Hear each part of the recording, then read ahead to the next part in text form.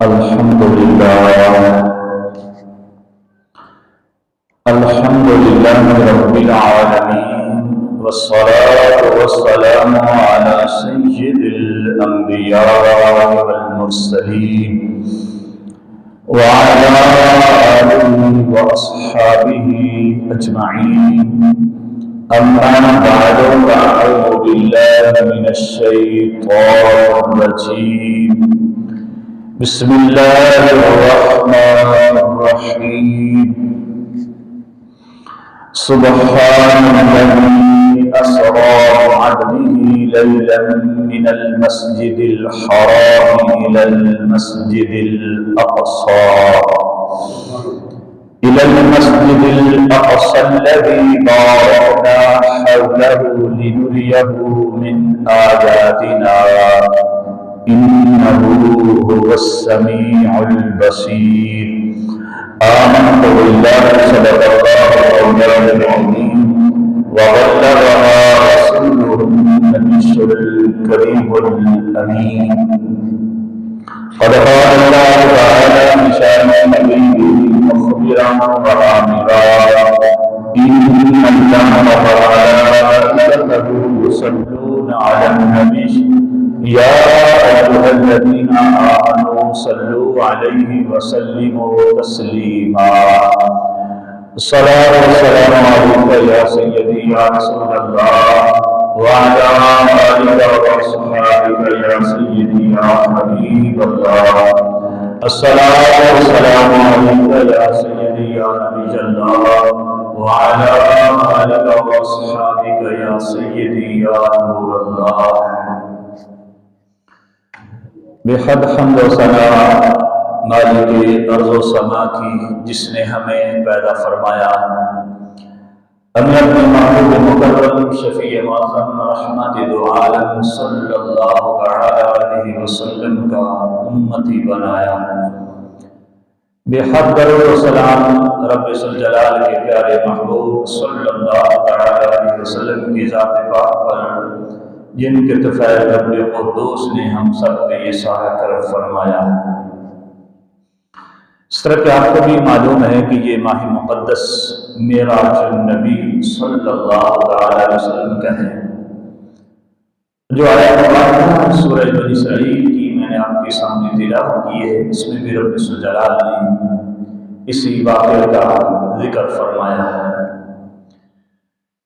اللہ رب ذوالجلال نے اپنے محبوب مکرم شفیع معصوم صلی اللہ علیہ وسلم کو تسلی اور تشفی دینے کے لیے اپنے محبوب کو عظیم معجزہ معراج عطا فرمایا. اگر واقعہ معراج کا پس منظر دیکھا جائے، وہ حالات دیکھے جائیں، تو نبی مکرم شفیع معصوم صلی اللہ علیہ وسلم کی ذات اقدس کے لیے وہ بڑے کٹھن مراحل تھے، بڑے سخت حالات تھے کہ جن حالات سے حضور گزر رہے تھے. تو رب ذوالجلال نے اپنے محبوب صلی اللہ علیہ وسلم کو یہ عظیم معجزہ معراج عطا فرمایا. اس پس منظر میں کہ جن حالات سے حضور گزر رہے تھے، ان میں شیب ابی طالب میں محصوری تھی. آپ کا حزن تھا کہ جس سال میں آپ کی پیاری رفیقہ حیات سیدہ طیبہ طاہرہ ام المومنین حضرت خدیجہ الکبریٰ رضی اللہ عنہا کا وصال اور آپ کے شفیق چچا جناب ابو طالب کا وصال کی وفات، یہ سال گزرا. حضور غمگین تھے، شیب ابی طالب کی محصوری تھی. پھر مکہ شریف میں تبلیغ کا وہ کٹھن دور، پھر حضور نے اس کا تجربہ تبدیل کیا کہ مکہ شریف سے حضور نے اپنی تبلیغ کا رخ طائف کی طرف کیا. اور طائف میں جا کر نبی کریم علیہ السلام نے جب اللہ کی توحید کا اعلان فرمایا، تو آپ نے کئی بار سنا ہوگا کہ طائف والوں نے پھر میرے حضور کے ساتھ سلوک کیا کیا. اس کا ذکر نبی کریم علیہ السلام نے اپنی زوجہ محترمہ سیدہ طیبہ حضرت عائشہ صدیقہ رضی اللہ تعالیٰ عنہ کے ایک سوال کے جواب میں ارشاد فرمایا کہ جب ام المومنین سیدہ عائشہ صدیقہ رضی اللہ تعالیٰ عنہ نے حضور کی خدمت فیض درجت میں یہ عرض کیا یا رسول اللہ صلی اللہ علیہ وسلم کیا احد والے دن سے بھی کوئی آپ پہ مشکل دن کٹھن دن آیا ہے؟ تو نبی کریم علیہ السلام نے فرمایا ہاں، احد سے بھی مشکل دن وہ دن تھا کہ جس دن میں طائف میں گیا تھا، جس کا مفہوم یہ ہے کہ اس دن میں طائف گیا اور طائف کے لوگوں کو میں نے اللہ کی توحید کی تبلیغ کی، پھر انہوں نے جو ظلم و ستم کے پہاڑ اٹھائے، تو یہ دن احد کے دن سے بھی بڑا بھاری تھا، بڑا کٹھن تھا حضور علیہ السلام کے لیے۔ تو پھر اس سے بھی حضور گزر چکے تھے، مکہ کی تکلیفیں برداشت کی، پھر احد کی طرف جو آ کر طائف کی طرف گئے اور طائف کے بازار میں رب کی توحید کا اعلان کیا، پھر وہاں پہ ظلم و ستم ڈھائے گئے، وہ مشکلات سہی اور آمد حزن بھی تھا، پھر ساری حضور کی جو غمگینیاں تھیں اس کو دور کرنے کے لیے رب الجلال نے یہ عظیم معجزہ معراج حضور کو عطا فرمایا۔ واقع معراج کا پس منظر دیکھا جائے تو یہ ساری مشکلات حضور کی زندگی میں نظر آتی ہیں، اور نبی کریم علیہ السلام جب طائف والوں سے فرماتے ہیں کہ میں اللہ کا رسول بن کے تشریف لایا ہوں، اور طائف والے کہتے ہیں لست مرسلا، کہ آپ معاذ اللہ ثم معاذ اللہ رسول نہیں ہیں، تو رب تعالیٰ اپنے محبوب صلی اللہ علیہ وسلم کو عرش بریم میں بلاتا ہے اور خود اعلان فرماتا ہے وَكَفَى بِاللَّهِ شَهِيدًا، محبوب یہ دنیا والے زمین والے آپ کو اللہ کا رسول نہیں مانتے تو نہ مانیں، میں خود خالق کائنات ہو کے تمہاری رسالت کی گواہی دے رہا ہوں۔ تو اللہ کے محبوب علیہ السلام کو اللہ نے بہت عظیم عظمتیں، رفتیں اور بلندیاں عطا فرمائیں، اور ان بلندیوں میں سے ایک بلندی جو تھی وہ واقعی معراج ہے۔ اللہ رب الجلال نے یہ ذکر فرمایا، اس پس منظر کے طور پر فرمایا ان اللہ مع الذین اتقوا والذین هم محسنون۔ اس سے پچھلی آیت کریمہ میں فرمایا وَلَا تَحْزَنْ عَلَيْهِمْ، محبوب ان پر آپ غم نہ کریں، یہ جو ایمان نہیں لا رہے آپ ان پر غم نہ کریں، وَلَا تَقُ فِي ضَيْقٍ مِّمَّا يَمْكُرُونَ، اور ان کے فریبوں سے، ان کی چالوں سے آپ دل تنگ نہ کریں۔ بے شک اللہ ان کے ساتھ ہے جو تقوی اختیار کرتے ہیں، اللہ سے ڈرتے ہیں اور جو نیکیاں کرتے ہیں اللہ ان کا ساتھ دیتا ہے۔ اس آیت کریمہ میں اللہ رب الجلال نے یہ ذکر فرمایا سبحان الذی اسری بعبدہ، پاک ہے وہ ذات جس نے اپنے بندے کو سیر کرائی۔ لفظ سبحان سے رب الجلال نے اس عظیم واقعہ کی ابتدا فرمائی، اس کا ذکر فرمایا ہے۔ تو سبحان کیا ہے؟ نبی کریم علیہ السلام کی بارگاہ اقدس میں اس لفظ سبحان کی تفسیر کا سوال کیا گیا، پوچھا گیا، تو حدیث پاک کا مفہوم یہ ہے کہ ہر اس عیب سے اللہ کی پاکی بیان کرنا، ہر اس صفت سے اللہ کی پاکی بیان کرنا جو اللہ کی شان کے لائق نہیں ہے۔ تو صرف اور صرف اللہ ہی سبحان ہے، رب کے علاوہ کسی کو بھی اس صفت سے متصف نہیں کیا جا سکتا۔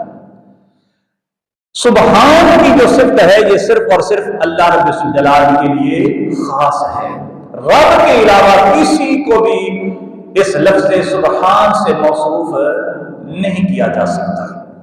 یہاں پہ اصلاح کی بات بھی کرتا چلو کہ ہم عموماً اپنے بچوں کے کئی نام رکھ لیتے ہیں سبحان، یہ جائز نہیں ہے۔ صرف سبحان یا سبحان علی یا سبحان محمد ایسا نام رکھنا جائز نہیں ہے۔ عبد السبحان رکھ لے، سبحان کا بندہ، اور اس کو پھر پکارا بھی عبد السبحان ہی جائے، صرف سبحان نہ پکارا جائے، کیونکہ یہ سبحان جو ہے یہ صرف میرے رب الجلال کی ہے، رب کے علاوہ کسی کے لیے لفظ سبحان نہیں بولا جا سکتا۔ پوری کائنات میں رب کے بعد جس ہستی کا سب سے بڑا مرتبہ و مقام ہے وہ ہمارے پیارے آقا صلی اللہ تعالی علیہ وسلم کی ذات پاک ہے، لیکن حضور کے لیے بھی لفظ سبحان نہیں بولا جا سکتا۔ یہ اللہ رب الجلال کی خصوصی صفت ہے۔ تو رب الجلال نے لفظ سبحان ذکر فرمایا، سبحان الذی کی پاک ہے وہ ذات، اس لیے کہ اس کے بعد جو ایک عظیم واقعے کا ذکر کیا جا رہا ہے، اگر یہ واقعہ رب تعالی سر انجام نہ دے سکے، اس کی طاقت نہ رکھتا ہو، تو معاملہ پھر اللہ میں عیب آئے گا۔ اور اللہ نے پہلے یہ ذکر فرما دیا کہ وہ ذات جس نے اپنے محبوب کو سیر کروائی وہ ہر قسم کے عیب سے پاک ہے۔ اللہ کی طرف کسی کمی کوتاہی کی نسبت نہیں کی جا سکتی۔ ایسا نہیں ہو سکتا کہ یہ کام اللہ کر نہیں سکتا، ایسا کوئی دل میں خیال نہیں رکھے گا تو خدا علیہ السلام سے نکل جائے گا کہ ساری قدرتوں کا مالک اور خالق میرا رب اسم جلال ہے۔ فرمایا سبحان الذی، پاک ہے وہ ذات۔ اس لیے کہ آج اس آیت کریمہ میں جو محبوب کو سیر کروانے کا ذکر ہے، محبوب نے دعویٰ نہیں کیا بلکہ رب ذوالجلال نے خود ذکر فرمایا کہ میں نے اپنے محبوب کو سیر کروائی ہے۔ حضور نے جو نہیں کہا کہ میں نے سیر کی، بلکہ رب فرما رہا ہے کہ پاک ہے وہ ذات جس نے اپنے بندے خاص کو سیر کروائی۔ یہاں پہ رب ذوالجلال نے، ٹائم مختصر ہوتا ہے اس لیے شارٹ کٹ عرض کرتا ہے، جب یہاں ذکر فرمایا بعبدہ، حالانکہ حضور علیہ السلام کی اور صفات جن میں نبی ہونا، رسول ہونا، یہ بھی حضور کی صفت ہے، لیکن یہاں وصف نبوت اور وصف رسالت کا ذکر نہیں فرمایا، وصف عبدیت کا ذکر فرمایا ہے۔ اس کی بھی علماء نے ایک ذکر کیا ہے کہ اس کی وجہ یہ ہے کہ رسول وہ ہوتا ہے جو رب سے مخلوق کی طرف آئے، رب کی طرف سے مخلوق کی طرف آئے، خالق کی طرف سے مخلوق کی طرف آئے، وہ رسول ہوتا ہے، وہ نبی ہوتا ہے۔ لیکن جو مخلوق سے خالق کی طرف جائے وہ نبی نہیں بلکہ اور یہاں پر صفت عبدیت ذکر فرمائی ہے، اس لیے کہ بندوں میں رہ کے پھر رب ذوالجلال کی بارگاہ میں جو پہنچ جائے وہ بندے ہیں۔ پھر بعبدہ ہی ذکر فرمایا ہے۔ بندے تین طرح کے ہیں، ایک ہے عام بندے جو جن کو عبد کہا جاتا ہے جس طرح کہ ہم ہیں، ایک ہے کامل بندے جس طرح کہ اللہ کے انبیاء علیہ السلام ہیں، جو یہ اللہ کے کامل بندے ہیں، اور پھر سارے نبیوں سے بڑے مرتبے اور مقام والے جو کامل ترین عبد ہیں، ان کا ذکر اللہ کریم نے یہاں فرمایا کہ عبد ہی اپنے بندے کی، اپنے بندے کو سیر کر رہے۔ ایک ہے عبد وہ کہ کہتا ہے میں اللہ کا بندہ ہوں، لیکن کامل ترین عبد وہ ہیں جن کو اللہ فرمائے کہ یہ میرے بندے ہیں۔ تو اللہ نے اپنے محبوب علیہ السلام کے لیے یہاں ذکر فرمایا بعبدہ۔ اور ایک حکمت یہ بھی ذکر کی ہے علماء نے، کیونکہ باقی جو صفات ہیں یہ بندے کی عارضی ہیں، بندے کو سید کہا جائے، مالک کہا جائے، صاحب سلطنت کہا جائے، صاحب اقتدار کہا جائے، یہ بندے کی عارضی وصفیں ہیں، صفتیں ہیں۔ یہ خصوصیت جو ہے یہ بندے کی عارضی ہے۔ بندہ کسی چیز کا مالک ہے تو یہ مالک ہونا عارضی ہے، دائمی نہیں ہے۔ بندہ کسی سید ہے، مالک ہے تو یہ اس کی صرف کیا ہے، عارضی ہے۔ لیکن عبد ہونا یہ بندے کی اپنی ذاتی جو ہے یہ وصف ہے اس کا ہے، باقی صفتیں عارضی ہیں، اور عبد ہونا یہ بندے کی ذاتی صفت ہے۔ تو رب ذوالجلال نے اپنے محبوب کی ذاتی صفت کا یہاں ذکر فرمایا بعبدہ ہی، اللہ نے پاک ہے وہ ذات جس نے اپنے بندے خاص کو سیر کروائی۔ پھر رب ذوالجلال نے اپنے محبوب کریم صلی اللہ علیہ وسلم کو رات کے وقت سیر کرائی، فرمایا لیلا، پاک ہے وہ ذات جس نے اپنے بندے خاص کو رات کے تھوڑے سے وقت میں سیر کروائی۔ لیلن کے اوپر جو تنوین کو زبریں آ رہی ہیں یہ قلت وقت کو ظاہر کر رہی ہیں کہ وہ وقت پوری رات نہیں تھا بلکہ رات کا تھوڑا سا حصہ تھا، جس تھوڑے سے حصے میں رب نے اپنے محبوب کو یہ سیر کروائی ہے۔ تو لیلن رات کو سیر کروائی ہے۔ رب تعالیٰ قادر تھا، قادر ہے کہ اپنے محبوب کو دن کے وقت بھی سیر کروا سکتا تھا۔ رب تعالیٰ قادر تھا کہ اپنے محبوب کو چاہتا تو دن کو سیر کروا دیتا۔ اب رب نے چاہا، اس کی مرضی ہوئی کہ اس نے اپنے محبوب کو رات کے وقت سیر کروائی۔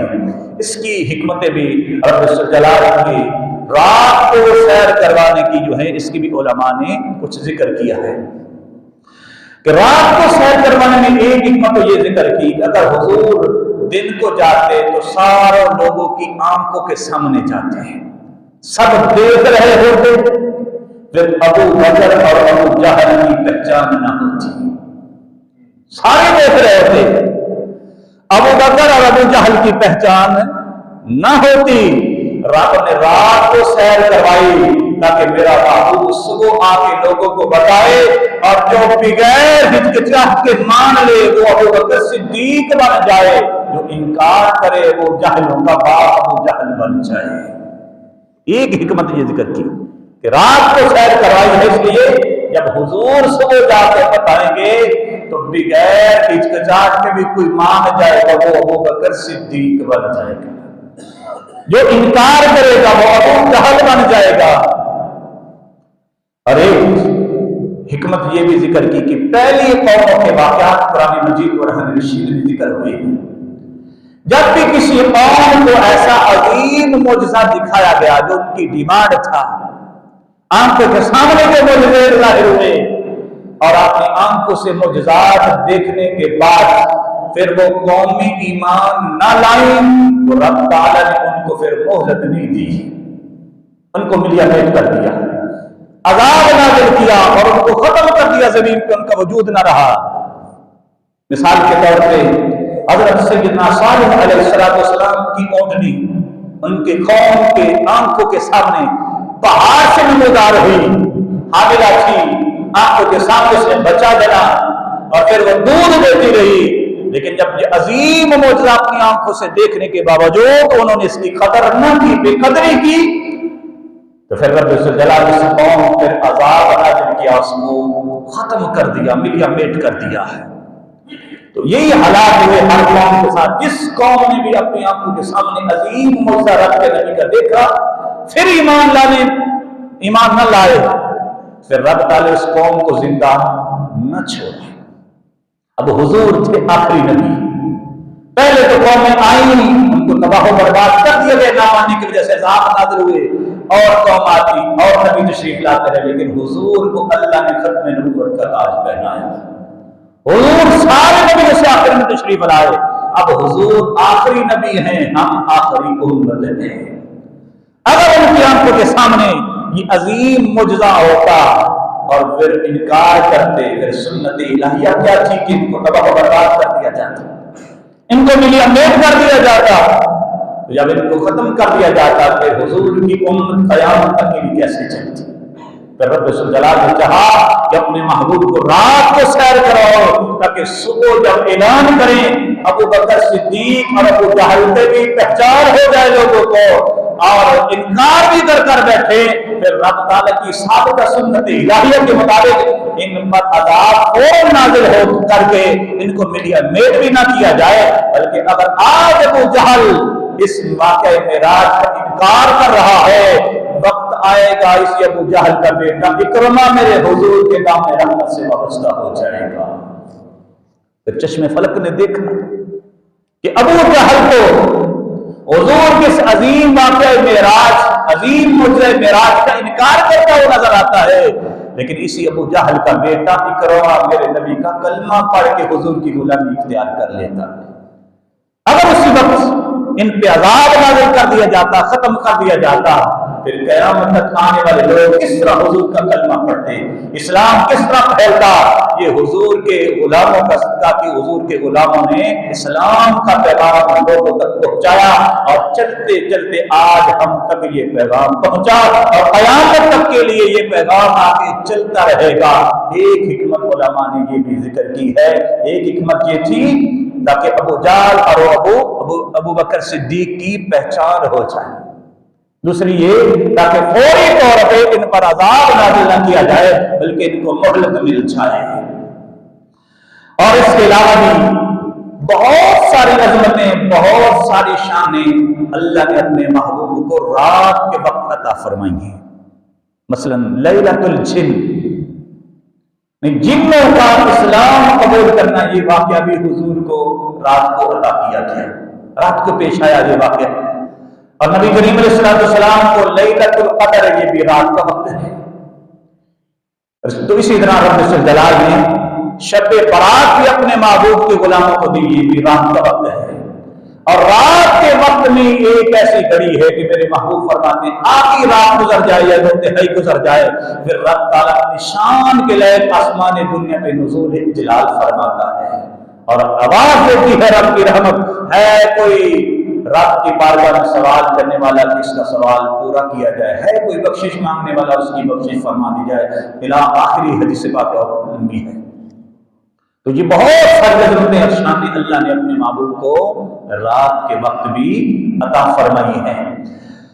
تو رب جلال نے اپنے محبوب کریم علیہ السلام کو جو یہ عظیم معجزہ معراج بھی رات کو عطا فرمایا، تو فرمایا سبحان الذی اسری بعبدہ لیلا، پاک ہے وہ ذات جو اپنے بندے خاص کو رات کے وقت سیر کروائی، من المسجد الحرام الى المسجد الاقصی، دو مسجدوں کا ذکر کیا۔ سفر کی ابتدا بھی مسجد سے ہو رہی ہے اور کرنے جا رہے ہیں دیدار الہی۔ حضور کہاں جا رہے ہیں؟ دیدار الہی کرنے کے لیے جا رہے ہیں، اور سفر کی ابتدا مسجد سے ہے، درمیان میں بھی مسجد ہے، اور یہاں سے آیت کریمہ میں جو ذکر کیا ہے وہ فرمایا کہ مسجد سے لے کر مسجد تک ہے یہ سفر، یہ جو سیر کروائی گئی، اور پہلی مسجد ہے جس کو مسجد حرام کہا، اور دوسری مسجد جس کو مسجد اقصی کہا۔ اقصی کا معنی ہے دور والی، کنارے والی، چونکہ مکہ مکرمہ سے 30 دنوں کے فاصلے پہ یہ مسجد اقصی موجود تھی، اس لیے اس کو مسجد اقصی کہا گیا، اب اس کا نام ہی مسجد اقصی پڑ گیا۔ تو فرمایا من المسجد الحرام الى المسجد الاقصی، یہ رات نے جو سیر کروائی اپنے محبوب کو، یہ مسجد حرام سے لے کر مسجد اقصی تک ہے۔ مسجد اقصی انتہا نہیں ہے اس واقعہ معراج کی، کہ یہ درمیان میں ہے، یہ ابتدار اتحاد اس لحاظ سے ہے کہ جو سفر زمین پہ ہوا ہے، یہ زمین پہ سفر شروع مسجد حرام سے ہوا، اور زمین پہ مسجد اقصی تک سفر ہوا ہے، اور مسجد اقصی سے پھر آسمانوں کی طرف یہ سفر شروع ہوا ہے۔ تو زمین سے زمین تک جو سفر ہوا ہے وہ مسجد حرام سے مسجد اقصی تک ہوا ہے، یہ زمین کے سفر کا ذکر ہوا ہے، ورنہ مسجد اقصی جو ہے وہ واقعہ معراج کی انتہا نہیں ہے۔ تو مسجد حرام سے شروع ہوا، کیونکہ پہلی مسجد جو ہے وہ زمین پہ وہ مسجد حرام ہے۔ نبی مکرم شفیع معصوم صلی اللہ علیہ وسلم سے سوال کیا گیا، پوچھا گیا یا رسول اللہ صلی اللہ علیہ وسلم زمین پر سب سے پہلی مسجد کون سی ہے؟ پھر میرے حضور نے فرمایا مسجد حرام ہے۔ روئے زمین پہ پہلی مسجد جو بنائی گئی وہ مسجد حرام ہے، اس لیے حضور کی عظیم معجزہ معراج کی ابتدا بھی اسی پہلی مسجد سے کروائی گئی، اور فرمایا حضور کی بارگاہ میں عرض کیا گیا اس کے بعد دوسری مسجد کون سی ہے؟ میرے کریم آقا علیہ السلام نے فرمایا اس کے بعد مسجد اقصی ہے، یعنی دور والی مسجد ہے۔ پہلے تھا لغوی معنی کے اعتبار سے اس کا نام اقصی رکھا گیا کہ مکہ سے دور تھی، پھر اس کا نام یہی لغوی اعتبار سے جو معنی بنتا تھا یہی اس کا نام پکا ہو گیا۔ تو حضور نے صلی اللہ علیہ وسلم نے فرمایا اس کے بعد مسجد اقصی بنائی تھی. پھر نبی کریم علیہ السلام کی بارگاہ عرض کیا گیا یا رسول اللہ صلی اللہ علیہ وسلم ان دونوں مسجدوں کی تعمیر کے درمیان فاصلہ کتنا ہے، وقت کتنا ہے؟ اب دیکھیں جو سوال کر رہے تھے وہ عام انسان نہیں تھے، میرے محبوب کے اصحاب تھے. یاد رکھیں صحابی کسی عمل سے نہیں بنتا. نماز پڑھنے سے صحابی نہیں بنتا، روزہ رکھنے سے صحابی نہیں بنتا، جہاد کرنے سے صحابی نہیں بنتا، حج کرنے سے صحابی نہیں بنتا.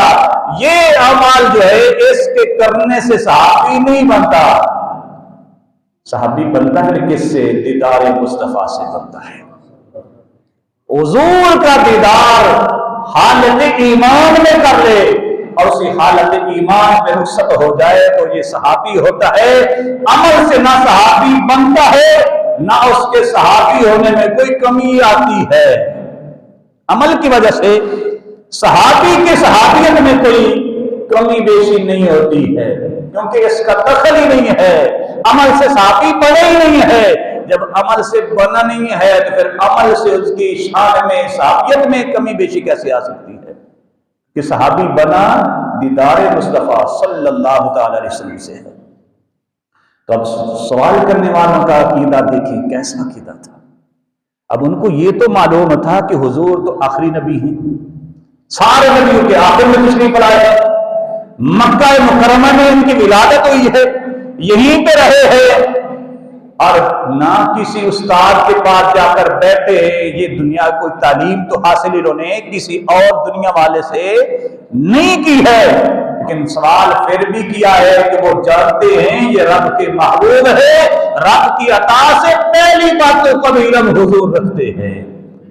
سوال کرنے والے کا عقیدہ یہ تھا اگرچہ حضور سارے نبیوں کے بعد آئے ہیں لیکن حضور اللہ کی عطا سے جانتے ہیں کہ سب سے پہلے مسجد کون سی بنائی گئی، پھر دوسری کون سی بنائی گئی، پھر دونوں کے درمیان فاصلہ کتنا ہے، وقت کتنا ہے. میرے حضور صلی اللہ علیہ وسلم نے فرمایا مسجد حرام کے 40 سال بعد مسجد اقصی بنائی گئی ہے. قربان جائیں حضور کے علم پہ. حضور یہ بھی جانتے ہیں کہ پہلے مسجد حرام بنی، پھر 40 سال گزرے، پھر مسجد اقصی بنائی گئی. تو رب جلال نے مسجد حرام سے اس واقعے کی، اس سفر کی ابتدا فرمائی اور مسجد اقصی تک زمینی سفر کی جو تھی یہ اختتام تھا. پھر مسجد اقصی سے ہی رب تعالیٰ نے آسمانوں پہ کیوں اٹھایا؟